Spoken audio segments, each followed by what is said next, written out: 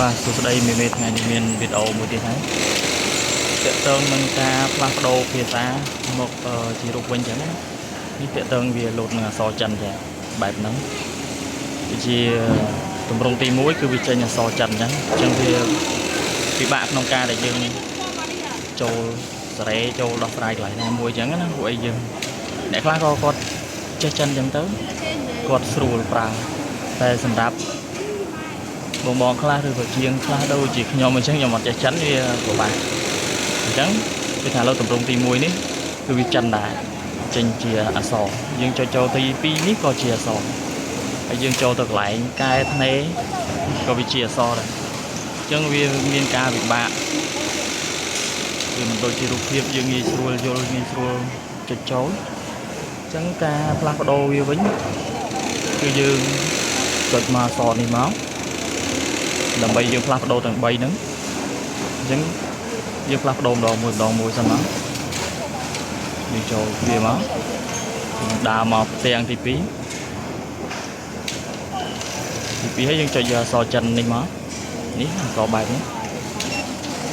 បន្តមកទៀតយើងដើរមកទី2ទៀតផ្ទាំងទី2ទៀតមកអញ្ចឹងយើងយកទី1 F7 ហ្នឹងគឺតាក់ទងទៅអក្សរទាំងខាងលើគេបងអស់ហ្នឹងជា F8 គឺទី2ទាំងទី2 F9 នេះគឺតាក់ទងកន្លែងយើងចូលកែថ្នេរវាចេញជាអក្សរចិនដែរគឺយើងចូលដោះម្ដងមួយមកងាយស្រួលយល់ដោះមួយអញ្ចឹងមក F7 អញ្ចឹង2នេះយើងកំតណាប៉ះយើងចូលថយចេញវិញសិនមកអញ្ចឹងនេះគឺវាផ្លាស់ប្ដូរមកជារូបភាពវិញហ្នឹងអញ្ចឹងយើងចូលម្ដងមួយអញ្ចឹងមកដូចយើងពេលដែលយើងចុចចូលកន្លែងមេនុយនេះអញ្ចឹងគឺវានៅផ្ទាំងនេះមួយទៀតវាចេញជាអក្សរដែរអញ្ចឹងយើងចូលទៅដាក់វាជារូបភាពដែរមក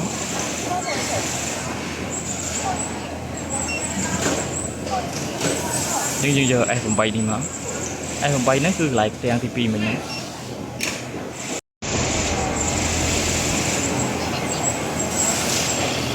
អញ្ចឹងយើងចុចចេញមកវិញមកអញ្ចឹងគឺវាផ្លាស់ប្ដូរទៅជាកន្លែងរូបភាពវិញហ្នឹងអញ្ចឹងយើងនៅមួយទៀតគឺនៅកន្លែងកែថ្នេរនេះអញ្ចឹងយើងចូលទៅក្នុងកម្មវិធីមិញហ្នឹងវិញមក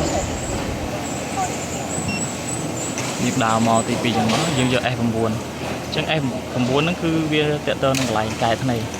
ផ្លាស់ប្ដូរជារូបភាពមកជាអក្សរទៅជារូបភាព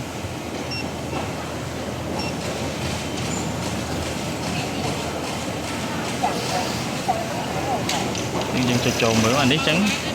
F7 រូបភាព F8 ក៏រូបភាព F9 នេះក៏ជារូបភាពដែរអញ្ចឹងវាងាយស្រួលក្នុងការដែលយើងចូលកែចូលអីអញ្ចឹងវាមើលជារូបភាពស្រួលជាអក្សរអញ្ចឹងវីដេអូយើងមានតែប៉ុណ្ណឹងទេ